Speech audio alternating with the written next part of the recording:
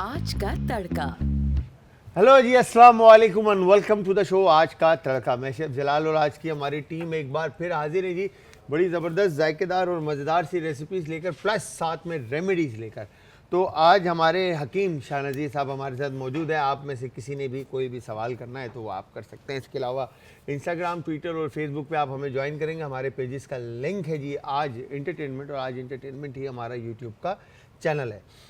तो आज की जो रेमेडी है, अगेन मौसम बड़ा मज़ेदार है, ठीक है जी, वेदर बड़ा ज़बरदस्त सा है, ठीक है, बारिशें भी हो रही हैं, कभी बूंदाबांदी हो रही है, ठीक है। तो उस हिसाब से हमने रेसिपी जो प्लान की है, मिक्स पकौड़ा ज़बरदस्त सी रेसिपी बनाना आपको सिखाएंगे। तो ज़रूर ट्राई कीजिएगा और बताइएगा कि कैसी बनी और कैसी लगी। साथ में हकीम साहब की रेमेडी भी ट्राई कीजिएगा और बताइएगा कि उससे कितनी अफादियत आपको मिली, ठीक है जी। तो इंस्टाग्राम, ट्विटर और फेसबुक आज इंटरटेनमेंट, और आज इंटरटेनमेंट ही यूट्यूब का चैनल। तो सर चलते हैं हकीम साहब की तरफ कि क्या रेमेडीज है आज वो पूछते हैं। अस्सलाम वालेकुम हकीम साहब। वालेकुम अस्सलाम। कैसे हैं बॉस? अल्लाह का शुक्र, आप कैसे हैं? ठीक ठीक है। ठाक। आज मैचिंग हो गई, ब्लैक ब्लैक हो गया। आज देख लें। हाँ, ब्लैक रेड। मैं थोड़ा सा रेड भी हो गया हूँ, बट हकीम साहब पूरे ब्लैक हो गए। खैर, तो हकीम साहब क्या रेमेडी है आज की?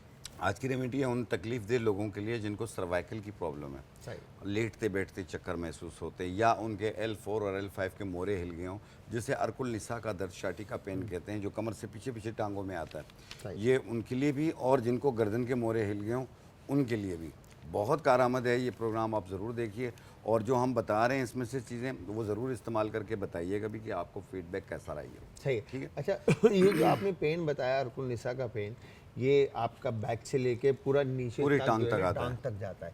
तो एक पेन होता है जो सिर्फ घुटने में होता है जी हाँ, लोगों को, जी हाँ। वो क्या पेन खिलाता वो अथराइटिस है। है? अर्थराइटिस उसमें कहलाता गैप आ जाता है, गैप आ घुटने में जाता लेस कम हो जाता ठीक है। है, टक टक की आवाज़ आती है, घुटना कभी सूज जाता है, कभी नॉर्मल होता है। ये वो अथराइटिस पेन होता है। एक होती है रोमेटाइज अथराइटिस, उसमें एक एक जोड़ में आपको दर्द होता है सही। और उसमें सूजन भी महसूस होती है। वो रोमेटाइज, वो एक डिजीज़ में शुमार होता है। वो ठीक है। और जो घुटना फूल जाता है पेन से लोगों हाँ। का, वो बीमारी क्या कहलाती है? अथराइटिस कहलाती है वो। अर्थराइटिस ही कहलाती है हाँ, वो। उसमें से भी कड़कड़ की आवाज़ आती है। कभी कहते हैं कि मुझे ऐसा लगता है जैसे पानी भरा हुआ है इसमें, तो ये स्वेलिंग कर रहा था, और वर्म कर रहा था। लोगों का ये भी मैंने सुना है कि इंजेक्शन के थ्रू पानी निकाला जाता है। निकाला जाता है, लेकिन वो डॉक्टर का इशू होता है। लेकिन हम जो है उसकी मेडिकेशन से ही उसकी ट्रीटमेंट करते हैं। ठीक है। और इसमें बाज़ लोगों को जिस तरह अथराइटिस हो या कमर का दर्द हो, कंधों का दर्द हो, इंशाअल्लाह ताला जो हम रेमेडी बनाकर दिखाएंगे उससे वो चीज़ दूर होगी। दूसरी रेमेडी जो है वर्म सूजन हो जाती है, उसको दूर करने की बनाएंगे। वर्म सूजन बॉडी में? बॉडी में सूजन हो जाती है, हाथ पाँव में सूजन हो जाती है। बाज़ औक़ात चिकनगुनिया के बाद जो है वो हाथ पाँव सूज रहे होते हैं, ये उनके लिए भी बहुत बेहतर है। और आम तौर पे भी आपने देखा होगा, लोग कहते हैं हम सफ़र कर रहे होते हैं, हमारे पाँव सूज जाते हैं, या घर पे कहीं बैठे हैं, थोड़ा पाँव लटका लिया, पाँव सूज जाते हैं। तो इंशाअल्लाह ताला उसकी क्योर भी होगी, और उसकी वजह से अगर आपको पंजों में और एड़ियों में, पिंडलियों में, हिप्स बोन में दर्द होता हो, उसे भी ठीक करेगी। तो ये डायबिटिक पेशेंट भी ले सकते हैं, हाई बीपी का पेशेंट भी ले सकता है, हेपेटाइटिस का पेशेंट भी इसे इस्तेमाल कर सकता है, क्योंकि इसमें कोई गर्म चीज़ नहीं है, कोई केमिकल नहीं है, टोटल ऑर्गेनिक जड़ी बूटियों का ही है। ठीक है। और जिन लोगों को भी जैसे गिर जाते हैं कहीं पे, पता नहीं चलता, लेकिन कुछ दिनों के बाद से एक दर्द उठता है जो कि कमर से पीछे पीछे टांगों में आना शुरू हो जाता है। सही। ये अर्कुल निसा का दर्द कहते हैं, इसे शाटी का पेन भी कहते हैं, लंगड़ी का दर्द भी कहते हैं। अगर टेस्ट करवाते हैं तो L4 और L5 के मोरे हिल गए हैं। और अगर गर्दन की करवाते हैं तो इसमें यह है कि गर्दन के मोरों में गैप आ जाता है। सही। ये उनकी वजह से भी आ जाता है। बाद लोग यूँ लेटे हुए होते हैं हाथ रख के और गेम खेल रहे होते हैं, या गर्दन को अकड़ा के रखा हुआ होता है, उसकी वजह से भी गर्दन में प्रॉब्लम होती है। तो ये बहुत एहतियात कीजिए, ख़ास तौर पे बच्चों को भी मना कीजिए, और ये बड़े तो वैसे ही एहतियात करेंगे। और दूसरा, अगर कहीं चोट लग जाती है तो प्लीज़ अपने डॉक्टर को ज़रूर दिखा दिया करें, या एक्सरे कर लिया करें कि क्या आया मोरे तो नहीं हिल गए आपके। ठीक है, ताकि तो इसमें क्लियर हो जाए। जी, लेटते और बैठते दोनों चक्कर आते हैं, और साथ में अगर सो जाते हैं तो, या लेट जाते हैं, आंखें बंद करते हैं, तो यूँ लगता है जैसे ऊंचाई में जा रहे हैं। अच्छा। हाँ, और बाज़ औक़ात ऐसा लगता है जैसे झूला झूल रहे हैं। सही। ऐसा होने शुरू हो जाता है। ये सर्वाइकल के मोरों की वजह से भी होता है। और बाज़ लोगों का S1 का मोरा अगर साथ में दब जाए तो हाथ और पाँव सुन्न होने शुरू हो जाते हैं। सही। तो उसको ठीक करने के लिए आपने टोटली 4 चीज़ें लेनी हैं। सबसे पहली चीज़ ये है शकाकुल, इसे शकाकुल मूसली भी कहते हैं। ये इसका पाउडर है, ये हम लेंगे 50 ग्राम। सही। ये है गोंद फुलाई, जिसे चीड़ भी कहते हैं, सही। चीड़ का गोंद, ये भी हम लेंगे 50 ग्राम। सही। और ये अश्वगंधा है, असगन नागौरी, असगर ना ये इसका पाउडर है, ये भी हम लेंगे 50 ग्राम। सही। ये 3 चीज़ें हमने 50-50 ग्राम ली। ये सूरजजान शीरी हम 20 ग्राम डालेंगे सही। इसमें। ये इसका पाउडर है 20 ग्राम। इनको मिलाकर बारीक पाउडर बना लें। सही। याद रखिएगा 3 चीज़ें, असगन नागौरी, गोंद फुलाई, शकाकुल मूसली, ये 50-50 ग्राम, सूरजजान शीरी 20 ग्राम।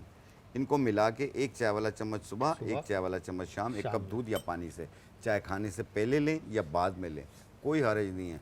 5-6 दिनों में काफ़ी बेहतरी आ जाएगी सही। तकलीफ़ में, क्योंकि छाती का पेन और ये गर्दों का पेन बहुत ज़्यादा तंग करता है। जब ये इसमें बेहतरी आ जाएगी तो इसको रोकिएगा नहीं, इसे 2-3 महीने यूज़ कीजिएगा। जब मुकम्मल ठीक हो जाए आप इसे बंद कर दीजिएगा। अच्छा हकीम साहब, आप माशाल्लाह एक एक्सपीरियंस इंसान है, मैं अपनी नॉलेज के लिए ये चीज़ पूछ रहा हूँ कि लोगों को आपने बहुत सारी बीमारियों में अक्सर आप ये बात बताते हैं कि हाथ पैर में जलन मचना, हाँ। ठीक है, तो कौन इंसान को कैसे मालूम होगा कि ये बीमारी है मुझे?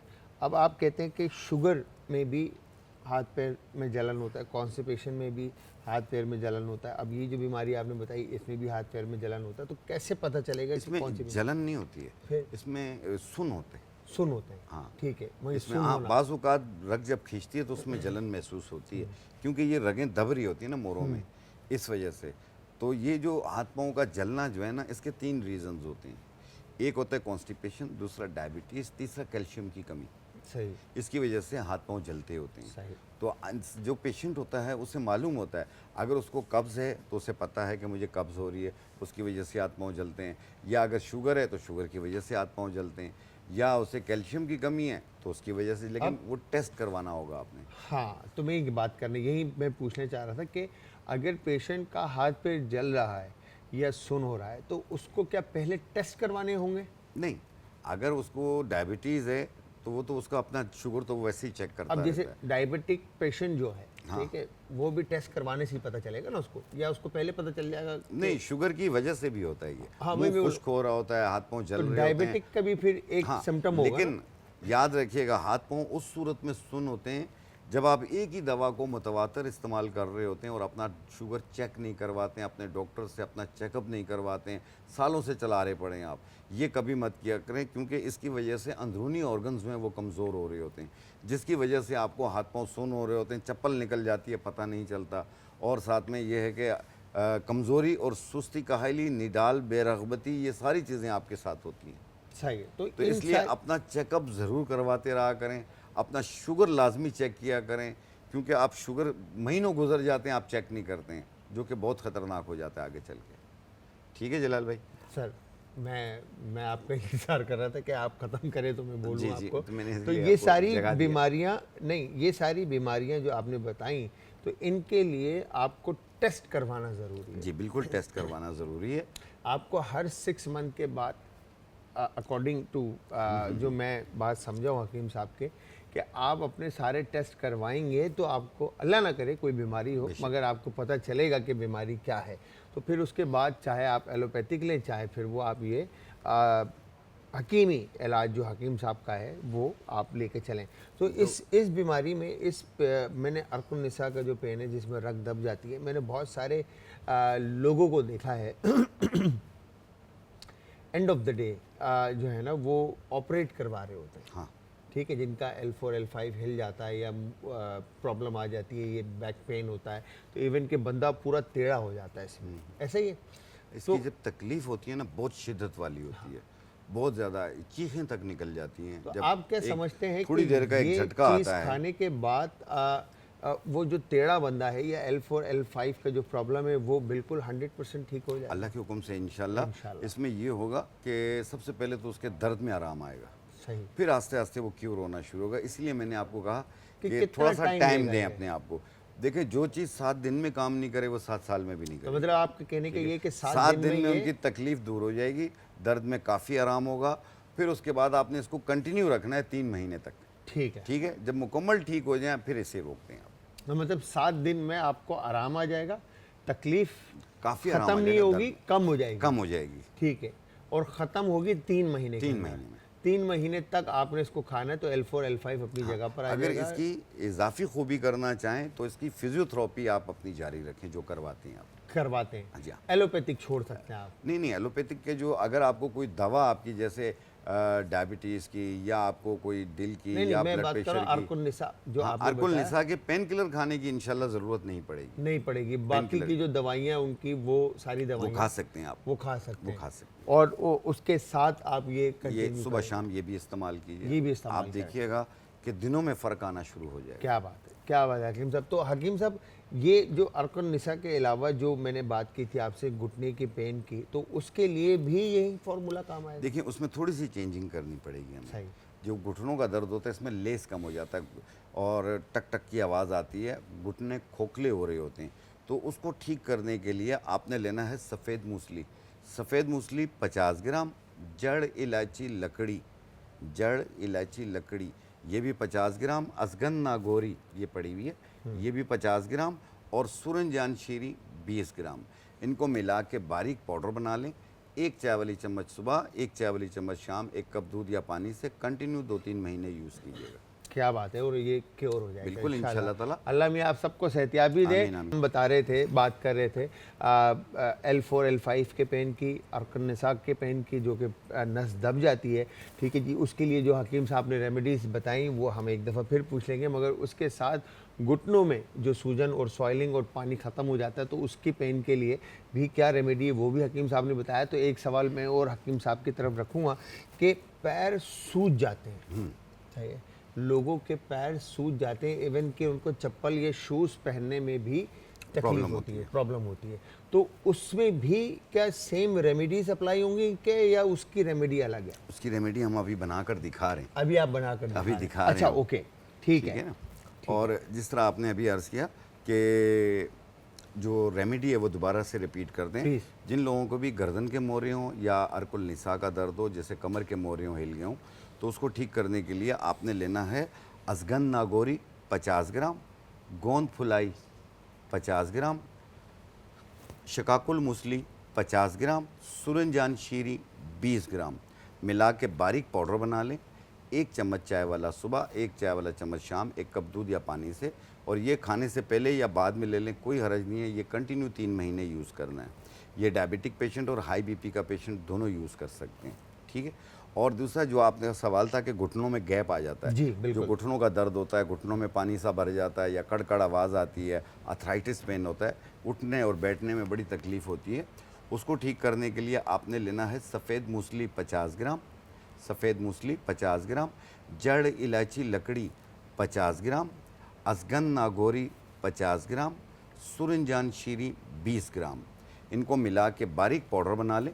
1 चाय वाली चम्मच सुबह, 1 चाय वाली चम्मच शाम, 1 कप दूध या पानी से। ये भी कंटिन्यू आपने 2-3 महीने यूज़ करना है। फ़ायदा इन रेमेडीज़ से आपको पहले ही 1 हफ्ते में काफ़ी बेहतरी आ जाएगी, लेकिन इसको रोकिएगा नहीं, 2-3 महीने यूज़ करके छोड़ दीजिएगा जब सही। मुकम्मल ठीक हो जाए। तो अब जो हकीम साहब रेमेडी है वो किस चीज़ की है? दूसरी रेमेडी जो है सूजन हो जाती है, हाथ पाँव सूज रहे होते हैं और जोड़ों में सूजन हो नहीं, जाती मैं है। बात कर रहा हूँ जो पैर की सूजन, उस सूजन की कि जिसमें पैर का साइज आपका बड़ा हो जाता है, जहाँ ये उसी की भी बिल्कुल रेमेडी है? उसमें भी काम करेगी, लेकिन इस पाँव के जो दोनों पाँव की अगर सूजन बहुत ज़्यादा रह रही हो तो प्लीज़ कोई भी रेमेडी यूज़ करने से पहले अपने कार्डिक डॉक्टर से ज़रूर मशवरा कर लें। ये दिल की वजह से भी होता है, ये हार्ट तो इसमें हाँ हार्ट की वजह से भी होता है, दोनों पाँव सूज जाते हैं। और आप ज़रूर एक बार अपना चेकअप करवा लिया करें और आम तौर पे अपना ब्लड प्रेशर भी चेक करते रहा करें, ताकि ये स्वेलिंग की वजूहत पता चल जाएँ। क्योंकि पाँव सूजते हैं या तो किडनीज़ की वजह से, या जिगर की वजह से, या दिल के अमराज की वजह से भी, और आम तौर पे भी आर्थराइटिस की वजह से भी हाथ पाँव सूज जाते हैं। अभी जो चिकनगोनिया का मर्ज़ अभी आया था, आपने देखा होगा, उसमें भी लोगों के हाथ पाँव सूज रहे होते थे, पाँव सूज रहे होते हैं, चला नहीं जाता, हाथ पाँव सुन्न भी हो जाते हैं। तो इंशाल्लाह ताला एक ऐसी रेमेडी मैं आपको बता रहा हूँ जो हाथ पाँव की सूजन को भी दूर करेगी और उसके अंदर जो पेन दर्द वगैरह महसूस होता है उसको भी ख़त्म करेगी। इसमें अच्छा, मैंने एक चीज़ देखी है, जब हम, अब सबसे पहले तो इंसान जो है ना अपने आप को वहम का शिकार ना करे, हाँ। ठीक है, अपने अंदर बीमारी को तलाश ना करे, ठीक है, कि मेरे अंदर ये बीमारी है, ठीक है। हम अक्सर किसी क्लिनिक पे जाते हैं, कहीं पर भी जाते हैं, तो हम कोई भी एक बीमारी का नाम लिखा होता है और उसके नीचे अलामात लिखे होते हैं। ठीक है, जब हम अलामात पढ़ते हैं ना, तो उसमें से 4 चीज़ें आपको अपने अंदर नज़र आती हैं कि यार ये अलामात तो मेरे में भी है, कहीं ये बीमारी तो नहीं है। तो जब वहम इंसान को हो जाता है ना, तो उसका कोई इलाज नहीं है। बेशक। ठीक है, तो ये जो हकीम साहब ने चीज़ें बताई हैं कि सूजन, स्वेलिंग एंड ऑल सारी चीज़ें, तो ये उसी वक्त आपको पता चलेगी जिस तरह से ब्रेक से पहले हमने बताया कि आप अपना ईयरली और आफ्टर 6 मंथ जो चेकअप रखेंगे, तो उसमें आपको पता चलेगा कि आपके जो इंटरनल ऑर्गन्स है या आपकी बॉडी पूरी किस तरह से काम कर रही है, तो उसमें कहाँ पर क्या इशू है। उस इशू के बाद आप अपने डॉक्टर से रुजू करें या फिर हकीम साहब की जो रेमेडी बताई हुई है उस पर अप्लाई करें। जी हकीम साहब। ठीक, बहुत अच्छा कहा आपने। और जिन लोगों को भी हाथ पाँव में सूजन महसूस होती हो, उसमें दर्द भी फील होता हो या सुनपन आ गया हो, उसको ठीक करने के लिए आपने लेना है तुख्म कनोचा। तुख्म कनोचा। तुख्म कनोचा ये बाजरे के बीजों की तरह होते हैं सही। और ये बाजरा नहीं होता, ये तुख्म कनोचा कहलाता है। सही। ये भी 50 ग्राम। सही। ये है बहमन सुर्ख। बहमन सुर्ख। बहमन सुर्ख सही। ये भी 50 ग्राम। अच्छा, और ये क्या था हकीम साहब? ये सूरजजान शीरी। सूरजजान शीरी। तो ये दोनों का कलर एक जैसा हाँ, तो एक जैसा लग रहा है। अच्छा। ये है तुख्म फरंज मुश्क। फरंज मुश्क। तुख्म फरंज मुश्क। सही। ये 50 ग्राम। सही। 3 चीज़ें हमने ली, तीनों को मिला के ऐसे बारीक पाउडर बना लें। ये 50-50 ग्राम लेंगे तो कम से कम 1 महीना 25 दिन आराम से चल जाएगी। सही। तो ऐसे 3 चीज़ें इसमें ऐड हो 3 गई। चीज़ें, बहमन सुरख, तुख्म कनोचा और तुख्म फरंज मुश्क, ये तीनों चीज़ें 50-50 ग्राम लेके ऐसे पाउडर बना लें। सही। एक चाय वाली छोटी चम्मच सुबह, एक छोटी चम्मच चाय वाली शाम को, दिन में 2 बार सादा पानी के साथ लें, खाने से पहले या बाद में लें, कोई हर्ज नहीं है। आप देखिएगा आपकी स्वेलिंग भी उतरती जाएगी और सुनपन भी ख़त्म होता जाएगा और चलने फिरने में भी आपको प्रॉब्लम नहीं होगी। अच्छा हकीम साहब, मेरा एक बड़ा मासूमाना सवाल है कि आपकी जो रेमेडी इस वक्त आपने बताई और ऑन स्क्रीन जो लोग हमारे सुन रहे हैं, वो इस तरह से आपको सुनकर अप्लाई कर लें या बेनिफिट है कि आपके पास आएँ या आपके क्लिनिक पर आएँ या अपने करीबी किसी हकीम के पास जाकर उनको अपना चेकअप करवाएं और फिर उनसे मेडिकेशन लें? तो क्या आप इसके बारे में राय रखते हैं? देखिए, अगर पेशेंट कहीं पे भी हो, अपने करीबी मॉलेज, हम क्या कहते होते हैं, अपने करीबी मॉलेज से अपना राब्ता या अपना मशवरा जारी रखें। अक्सर मैं ये बात कहता होता हूँ। ज़ाहिर बात है, कोई भी हकीम हो या कोई भी डॉक्टर हो, वो अपने पेशेंट की बहुत ज़्यादा केयर करता है और ज़ाहिर बात है सब पढ़कर आए हुए होते हैं, तो मैं तो सबकी रिस्पेक्ट करता हूँ। आप किसी को भी दिखा सकते हैं, अदरवाइज़ मेरे पास भी आ सकते हैं आप, मैं भी चेक कर लूँगा। और आप जब ये रेमेडी यूज़ करेंगे, आप देखिएगा कि आपके अंदर क्या तब्दीली आ रही है। आप बेहतरी की तरफ जा रहे हैं या वहीं पे खड़े हैं। अगर वहीं पे खड़े हैं तो ज़ाहिर बात है आप मेरे पास नहीं आ सकते हैं, तो आप अपने करीबी डॉक्टर के पास जाके अपने कुछ चेकअप या कुछ टेस्ट करवा लें। पहले चेकअप करवा लें, करवा टेस्ट सकते करवा हैं, लें, टेस्ट फिर भी उसके करवा बाद सकते हैं। उसके बाद अप्लाई करें या उससे पहले ही उससे अप्लाई पहले करें? आप इस्तेमाल करना शुरू कर लें। ये ग़िज़ा है, कोई नुकसानदेह चीज़ नहीं है। हाँ, इनके कोई साइड इफेक्ट साइड इफ़ेक्ट नहीं है जो चीज़ें हम बता रहे हैं, आप इसे बिल्कुल इस्तेमाल कर सकते हैं। लेकिन आप देखें कि आप, मैंने कहा ना कि 5 दिन में काम ना करे तो 5 साल में भी नहीं करती है। 7 दिन का था। जी हाँ, 5 दिन 7 दिन एक ही बात है। तो इसमें ये है कि आप ज़रूर इसे खा के आप देखिएगा, जब आपकी तबीयत में बेहतरी आएगी आप कंटिन्यू रखिएगा इसको। और अगर देखें कॉम्प्लिकेशंस वो नहीं आ रही हैं जो आप सोच रहे हैं, तो फिर आप अपने कुछ टेस्ट वगैरह करवा लें। क्योंकि पाँव की जो दोनों पाँव की सूजन है, इसको आसान ना लिया करें, ये हार्ट की वजह से भी होते हैं। और ये जलन भी हार्ट की वजह से? नहीं, जलन जो है वो और रीजंस होती हैं। और उसमें ये है कि कैल्शियम भी हो सकता है, कॉन्स्टिपेशन भी हो सकता है और मुख्तलिफ मिनरल्स की कमी की वजह से भी होता है। हम बादी चीज़ें खाने की वजह से भी हाथ पाँव जलते होते हैं। अच्छा हकीम साहब, कौन कौन से ऐसे टेस्ट हैं जो आपको हर 3 या 6 महीने के बाद कराने चाहिए? देखिए, सबसे पहले तो आप अपना SGBT वगैरह, ESR और साथ में यूरिक एसिड, ये चीज़ें चेक किया करें। विटामिन D का चेक करवा लिया करें और CBC करवा लिया करें, या आपने करीबी डॉक्टर को दिखा के आप अपने कुछ टेस्ट लिखवा लिया करें जो आपके मिजाज के हिसाब से आपको बता दिया करेंगे कि आपको हो सकता है कि आपको ये प्रॉब्लम्स हों। तो उस हिसाब से आपका जो टेस्ट वगैरह होंगे वो होंगे, फिर चेकअप होंगे, फिर ट्रीटमेंट शुरू होगी। फिर उसके बाद ट्रीटमेंट आपके स्टार्ट हो अगर कोई जाएगी। खुदा ना खास्ता अल्लाह ना कोई करे, डिजीज़ आ रही अल्लाह हो ना करे। तो वो वक्त पे काबू हो जाती हैं। तो व्यूअर्स, ये बड़ी ज़बरदस्त सी बातें जो आज रही हैं हकीम साहब के साथ रेमेडीज से रिलेटेड, ठीक है, पेन से, सूजन से, नस के दबने से और ये सारी चीज़ें। तो आप अल्लाह मियाँ उन तमाम बहनों को और भाइयों को जिनको ये प्रॉब्लम है, मैं कहूँगा कि शफाता फरमाएँ और अपनी क्या कहेंगे, रहमत से नवाजे और नेमत से नवाजे के आप पे से ये बीमारियां दूर हो जाएं। ठीक है, और अपने हिफ्ज़-ओ-अमान में रखें। और थैंक यू वेरी मच हकीम साहब, बहुत बहुत शुक्रिया, आपने अपने कीमती वक्त में से वक्त निकाला और इतनी ज़बरदस्त सी रेमेडीज़ हमारे साथ शेयर की। अच्छा जी, यहाँ पर जिस तरह से मैंने आपको बताया कि मौसम बड़ा ज़बरदस्त है, ठीक है जी, तो हम यहाँ पे अब ज़बरदस्त सी जो रेसिपी बनाएंगे वो है पकोड़े। ठीक है, तो सबसे पहले हमने ऑयल रखा है, ऑयल रखने के बाद यहाँ पर हम गरम हो रहा है। अच्छा, एक काम ही करते हैं, कटिंग फर्स्ट डन कर देते हैं ताकि फिर हम इसको बेसन में जो है ना वो शामिल कर लें। और सबसे पहले अच्छा, हमेशा जो पकोड़े बनते हैं, अनियन भजिया भी बनती है, ठीक है जी, अनियन बेस पकोड़े भी बनते हैं सिर्फ, जिसमें आप सिर्फ और सिर्फ अनियन शामिल करते हैं, ठीक है, और ज़बरदस्त से पकोड़े बना लेते हैं। ठीक है जी, ये वेस्ट हो गया। और इसके बाद यहाँ पर हमने इस तरह से अनियन को कट इन 2 किया, ठीक है, और ये हो गया डन। अच्छा, पकोड़े हर किसी की अपनी रेसिपी है, सब अपने तरीके से बनाते हैं। हम यहाँ पर बहुत सारी अलग अलग वेजिटेबल्स इसमें ऐड करके भी आप बना सकते हैं, बट जो हम वेजिटेबल्स ऐड कर रहे हैं उसमें इस वक्त मेरे पास अनियन है और पोटैटो है और ग्रीन चिली है। ठीक है जी, आप पालक ऐड करना चाहें पालक ऐड करें, ठीक है जी, बैंगन है, इवन आप इसमें भिंडी ऐड कर सकते हैं, बैंगन ऐड कर सकते हैं, जो भी वेजिटेबल जो फ्राई होने के बाद क्रिस्प हो जाए और जल्दी कुकड हो जाए, ठीक है जी, वो सारी वेजिटेबल्स आप इसमें ऐड कर लेंगे। ठीक है, यहाँ पर हमने अनियन को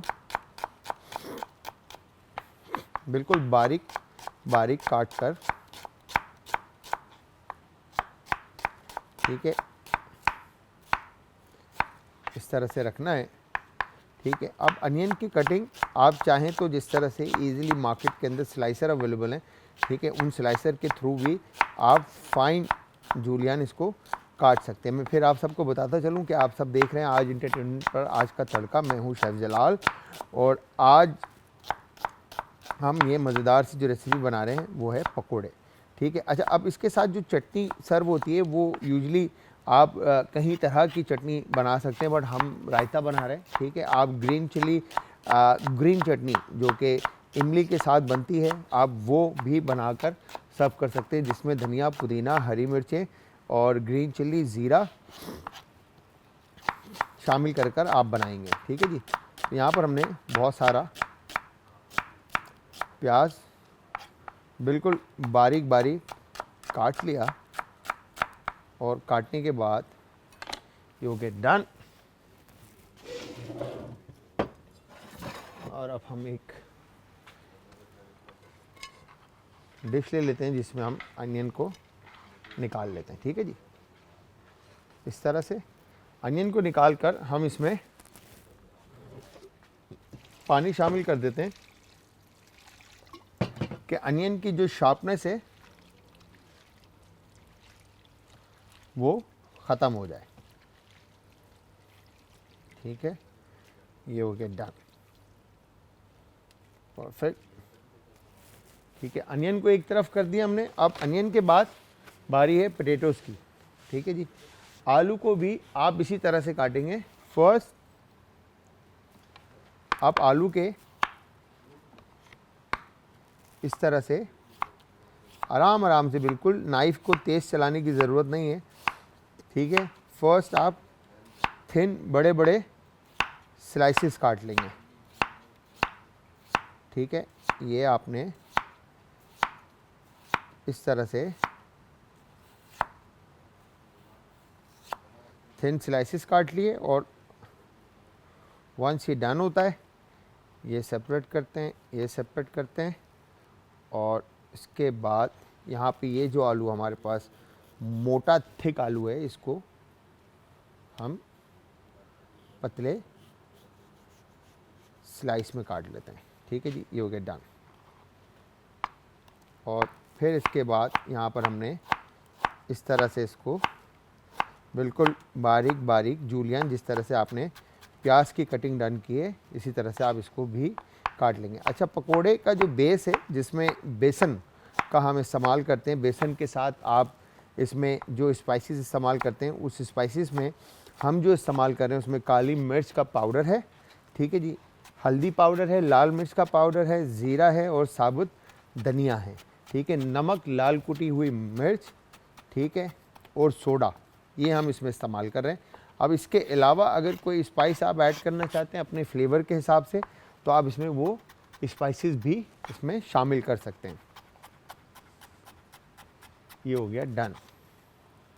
ठीक है, तो इसी तरह से तमाम पोटैटोज़ जो आपके पास क्वांटिटी है उस हिसाब से आप जितने पकोड़े बनाने चाह रहे हैं उस हिसाब से आप इसमें वेजिटेबल की कटिंग डन कर लेंगे। ठीक है, हमारे यहाँ पे लोग माशाल्लाह कैमरामैन भाई हमारे काफ़ी सारे हैं, और हमारे जो क्रू मेंबर जितने भी हैं जितनी भी क्रू हैं हमारी यहाँ पे चैनल पे, वो नंबर जो हैं उनके ज़्यादा हैं, तो इसलिए हम आज क्वांटिटी जो है पकोड़े की थोड़ी ज़्यादा रखेंगे कि सब एंजॉय कर सकें एक साथ। सही है, तो यहाँ पर हमने ये इस तरह से पोटैटो की कटिंग जल्दी जल्दी डन कर देते हैं। अच्छा, साथ साथ ऑयल को हमने गर्म करने के लिए रख दिया। बेसन हम पहले भी बेस आप बना के रख सकते हैं, मगर हम क्या करेंगे, बेसन को पहले हम वेजिटेबल की कटिंग डन करेंगे और उसके बाद हम इसमें बेसन जितनी रिक्वायरमेंट है उस हिसाब से शामिल करेंगे, ताकि हमारा जो पकोड़े में जो पानी की क्वांटिटी है वो ज़्यादा ना हो। ठीक है, ये हो गया डन। और इसके बाद इसको अच्छी तरह से हम मिक्स कर लेते हैं। ठीक है, डन। फैला देते हैं, जैसे ही पानी में ये जाएगा तो क्रिस्प हो जाएगा। ठीक है जी,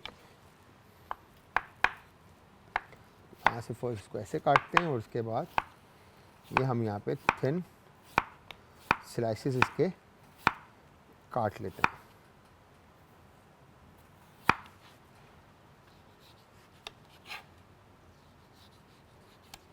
परफेक्ट, डन। और ये हमने इसके जूलियन कटिंग कर ली। तो अगर आप में से कोई भी कुछ भी बनवाना चाहता है तो आप हमें बता सकते हैं और फीडबैक दे सकते हैं कि रेसिपीज़ आपको कैसी लग रही हैं। हमें बताने के लिए हमेशा की तरह, और इवन कि आप अगर शो में आना चाहते हैं हमारे, तो आप शो में भी आ सकते हैं और अपनी कोई मज़ेदार सी आपकी कोई रेसिपी है, सिग्नेचर है, तो हर घर में हर किसी की अपनी एक रेसिपी होती है और हर किसी को पसंद होती है अपने घर के किसी मेंबर की, चाहे वो अम्मी हैं, बहन है, बीवी है। ठीक है जी, सबकी। तो जो भी रेसिपी हमारे से शेयर करना चाहता है तो वो बिल्कुल मोस्ट वेलकम आ सकता है शो के अंदर। आज का तड़का आपका अपना शो है। ठीक है जी, तो यहाँ पर हमने इस तरह से पोटैटोज़ और अनियन एक तरफ कर दिया। इसके बाद ग्रीन चिल्ली, हरी मिर्चें जब भी मैं काटता हूँ, मैं हमेशा ये बात करता हूँ कि आप सब ने ग्रीन चिल्ली को काटने के बाद हाथ को अच्छी तरह से धोना है।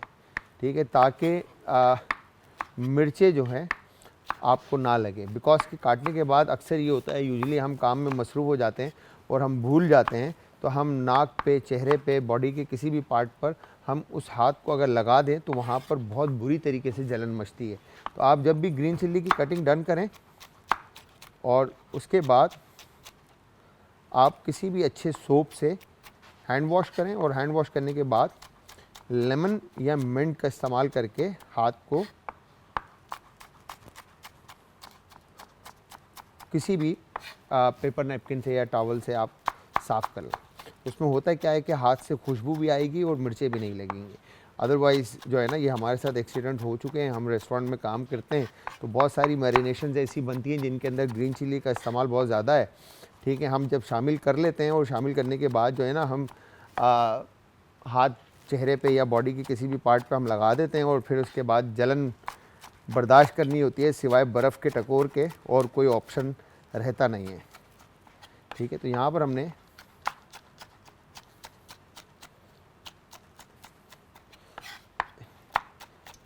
अभी ले लेते हैं सर, ये हो गया डन। ठीक है जी, तो ग्रीन चिल्ली की कटिंग भी हमने डन कर दी। ठीक है, कटिंग डन करने के बाद यहाँ पर अब हमने इसको अलग कर दिया। अच्छा, अब मैं एक काम ये करूँगा कि थोड़ा सा बेसन जो है एक बॉल में सेपरेट निकाल लेता हूँ। ठीक है, सेपरेट निकालने के बाद अब हम इसमें नमक हस्बे ज़ायका शामिल करेंगे। ठीक है, और यहाँ पे चिकन पाउडर और क्यूब जो भी आप इस्तेमाल करना चाहें वो शामिल करेंगे। ठीक है, सोडा थोड़ा सा ऐड करेंगे इसके अंदर, हल्दी पाउडर, ठीक है, लाल मिर्च का पाउडर, लाल कुटी हुई मिर्च हस्बे जायका, जितना मिर्चें आप खाना पसंद करते हैं। ग्रीन चिल्ली भी ऐड की हमने, वो आप देख लें। काली मिर्च हो गई, ठीक है। ये स्पाइसेस हमने सारे इसमें शामिल कर दिए, ठीक है। और अब हम इसमें कुटा हुआ धनिया और कुटा हुआ ज़ीरा शामिल करेंगे। अच्छा जी, यहाँ पर हमने क्या कहेंगे, जो बैंगन थी, ब्रेक के अंदर बैंगन की कटिंग डन कर दी, पालक हमने काट दिया, ठीक है। इसके बाद ये ग्रीन चिली हमने काट दी, अनियन पोटैटोज हमने काट दिया, ठीक है। अब यहाँ पे जो ब्रेक से पहले मैं स्पाइसेस की तरफ अगर आए शुजा भाई लेके कैमरे को, तो ये हमने यहाँ पे मसाले जो शामिल किए, इसमें लाल मिर्च का पाउडर हमने शामिल कर दिया, लाल कुटी हुई मिर्च शामिल कर दी, काली मिर्च शामिल कर दी, खटाई पाउडर शामिल कर दिया, हल्दी पाउडर और नमक हमने इसमें शामिल कर दिया, ठीक है जी। अब इसके बाद और इवन सोडा। अब इसके बाद हमने ये ज़ीरा और धनिया साबुत जो है हमने क्रश किया था, ठीक है जी। ये भी हम इसमें अब शामिल कर देंगे ताकि ये अच्छी तरह से मिक्स हो जाए, ठीक है। और इसके बाद अब इसको आपने अच्छी तरह से मिक्स करना है, चाहे ग्लव्स पहन के या फिर हाथ को अच्छी तरह से फर्स्ट वॉश कर लें, ठीक है। और उसके बाद इसके जो लम्स हैं, दाने जो इसमें बने हुए हैं, वो आप तोड़ लें, ठीक है। ये हो गया डन।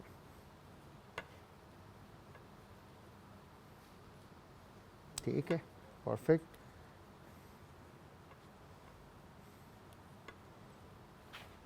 और वंस ये डन हो जाता है, ठीक है। अब आपने क्या करना है, यहाँ पर ये जो पालक, ग्रीन चिल्ली और ये मिक्सचर हमने इसमें ऐड कर दिया, ठीक है, अनियन और पोटैटोज़ के साथ, ठीक है, परफेक्ट। और उसके बाद आप इसको अच्छी तरह से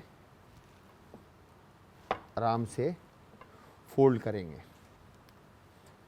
ताकि ये मिक्सर जो है बेसन को पकड़ ले, ठीक है। होगा क्या कि जो वेजिटेबल्स हैं वो बेसन के साथ अच्छी तरह से कोट हो जाएंगी, ठीक है। और उसके बाद आप इसमें पानी शामिल कर देंगे, ठीक है। ये देखें, परफेक्ट, डन। अच्छा, सोडा हमने इसमें पहले ऐड कर दिया था, जिस तरह से मैंने आपको बताया था कि आपने इसमें सोडा ऐड कर देना है, ठीक है। वंस ये डन होता है, अब इसमें आप पानी शामिल कर दें। अच्छा, मैंने पानी सारा बेसन जो है एक साथ शामिल नहीं किया, बिकॉज के मैं बाद में भी इसमें अगर मुझे ज़रूरत पड़ी तो मैं बेसन शामिल करूँगा, ठीक है। ये हो गया डन। इसकी कंसिस्टेंसी जो है वो थिक और गाढ़ा मतलब होना चाहिए, ताकि जो आप पकोड़े बनाएंगे वेजिटेबल्स के साथ अच्छी तरह से बेसन जो है वो चिपका हुआ हो, बजाय इसके कि बेसन जो है वेजिटेबल को छोड़ रहा हो, ठीक है। वेजिटेबल इसके अंदर खड़ी खड़ी रहनी चाहिए, ठीक है। अब यहाँ पे देखें तो ये बेसन इस वक्त पकड़ लिया है बेसन ने वेजिटेबल को, मगर पानी की रिक्वायरमेंट और है, ठीक है। तो ये हमारे दानिश भाई, प्लीज़ आपसे रिक्वेस्ट है सर, यहाँ पर हमने इस तरह से ये मिक्सचर जो है कंप्लीट कर दिया है तकरीबन, ठीक है। अब देखें दो तरह से बनते हैं, एक तो भजिया बनती है जिस तरह से जो हमारे पड़ोसी मुल्क के अंदर चलता है कि आपकी वेजिटेबल जो है वो खड़ी खड़ी नज़र आए, ठीक है। एक बनता है पकोड़ा जिसके अंदर बेसन आपको मिले ज़्यादा विद वेजिटेबल, ठीक है। तो यहाँ पर इस वक्त जो ये मिक्सचर बना है ये भजिया वाला है, ठीक है। मैं भी आपको बनाकर दोनों का दिखा देता हूँ दोनों, ठीक है। तो यहाँ पर अब हमने इस तरह से, ठीक है जी, वेजिटेबल को लेकर, ठीक है, इसको आपने इस तरह से खोलना है, हल्का सा खोलकर आप इसको अनियन में ऑयल में फ्राई करने के लिए शामिल कर देंगे, ठीक है। ये हो गया डन। हल्का सा फैलाकर आपने इसको ऑयल में शामिल करना है, ठीक है, कि ये आपस में चिपके भी रहें और सेपरेट भी रहें, क्रिस्प हो के निकलें, ठीक है, इस तरह से। ये हो गया डन। अब यहाँ पर हमने डन कर दिया इसको। अब हम इस वाले को सेपरेट करते हैं ताकि हम और इसमें ऐड कर सकें, शामिल कर सकें, ठीक है। ये हो गया, एक लास्ट पकौड़ा और हम इसमें ऐड कर देते हैं, ठीक है। तो ये 5 पीस हमने, 3 और 3 6 पीस हमने इसमें फ्राई करने के लिए शामिल कर दिए। तो अब ये हमने इस तरह से मिक्सचर डन कर दिया। अब दूसरा जो पकोड़े का जो मिक्सचर बनेगा उसके अंदर आपने यहाँ पे पानी थोड़ा और ऐड किया, ठीक है। पानी ऐड करने के बाद अब ये मिक्सचर जो है देखें थोड़ा रनी हो गया, तो हम इसके अंदर बाकी की जो वेजिटेबल्स हैं वो भी ऐड करते हैं, ठीक है। अनियन एंड पोटैटो, और जो ये मैंने एक्स्ट्रा बेसन रखा था ये मैं इसमें शामिल कर दूंगा, क्योंकि मुझे थोड़ा बेसन की क्वांटिटी अच्छी चाहिए इसके अंदर। Done, perfect. और अब हम इसको अच्छी तरह से मिक्स कर लेंगे।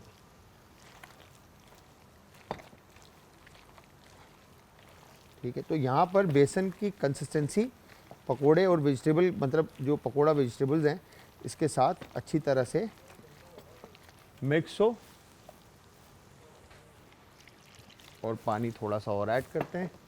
जितनी रिक्वायरमेंट वाटर की रहेगी उस हिसाब से आप इसमें पानी ऐड करते जाएं, ठीक है। थोड़ा सा नमक ऐड करते हैं, हल्दी पाउडर, फ्लेवर थोड़ा शार्प करते हैं बिकॉज कि हमने इसमें बेसन शामिल किया है। हो गया डन।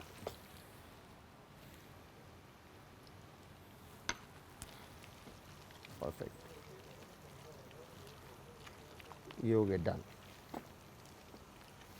थोड़ा सा ये काम जो है ना ऐसा है कि मिक्सचर आपका बनेगा। खैर, तो ये हमारे पास रेडी हो चुका है।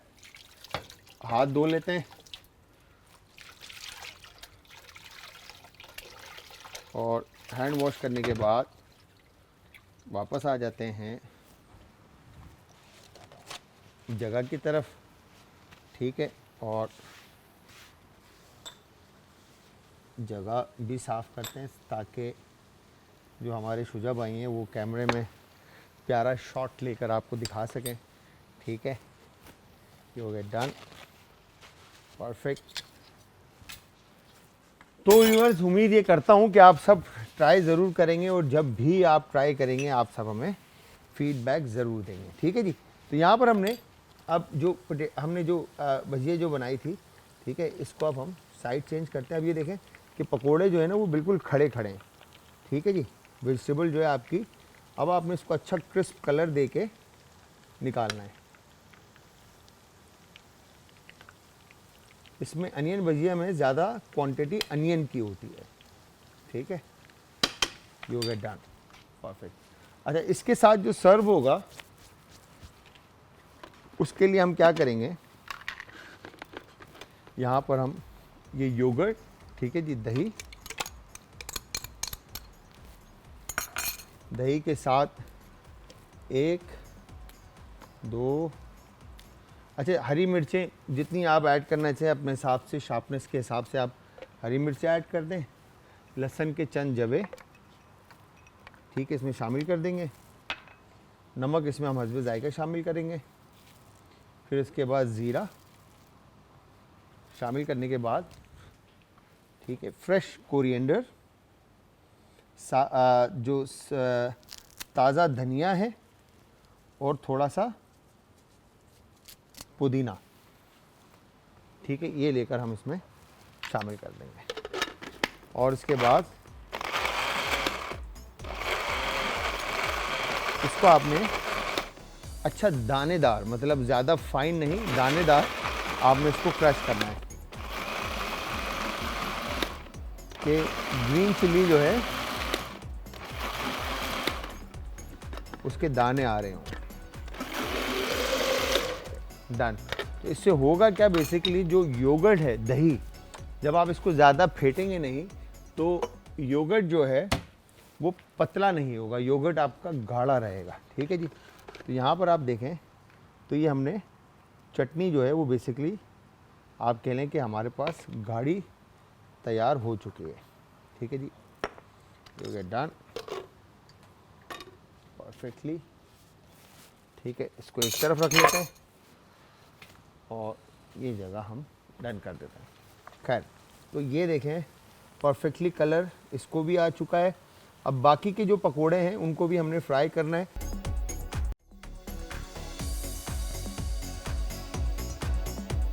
हमने आज ज़बरदस्त सी ये पकोड़े की जो रेसिपी बनाई है, थोड़ी सी मतलब मैसअप था सेटअप, मगर अगेन फाइनल रिजल्ट आपके सामने। अच्छा, उस तरफ जो है वो फ्लफ़ी एंड क्रिस्प पकोड़े हैं और ये इस तरफ जो है वो सिर्फ क्रिस्प भजिया जिसको कहते हैं हम। अच्छा, अनियन की बनती है, हमने वेजिटेबल बेस बनाई है। अच्छा, अब अगर मैं इसको ब्रेक करता हूँ तो यहाँ पर ये जो है यहाँ पे ये जो है हमारे पास ये टोटल क्रिस्प है, ठीक है जी। यहाँ पर ये देखें तो अगर आप इसको तो एक क्रिस्प मिलेगी, मगर इसमें आपको अंदर बेसन मिलेगा, ठीक है। ये नरम है, ठीक है। ऊपर से देखें तो ये इसके अंदर इस तरह से आपको मिलेगा। तो दोनों में डिफरेंस ये है कि बेसन की क्वांटिटी, ठीक है, आपको नज़र आ रही होगी। तो आप दोनों तरीक़ों से रेसिपी बना सकते हैं और साथ में ये ज़बरदस्त सी चटनी की जो रेसिपी थी वो हमने आपको बनाकर दिखाई। तो आई एम श्योर आप लोगों को रेसिपी पसंद आई होगी, ट्राई भी करेंगे। टाइम ख़त्म हो चुका है, जाते जाते हमेशा की तरह अपने प्यारों का, आस पड़ोस के लोगों का, दोस्तों का, रिश्तेदारों का रखिएगा बहुत ज़्यादा ख्याल। मुझे और हमारी आज की टीम को रखिएगा अपनी दुआओं में। आज कल फिर हाजिर होऊंगा सेम टाइम सेम शो में, तो कल तक के लिए खुदा हाफिज़।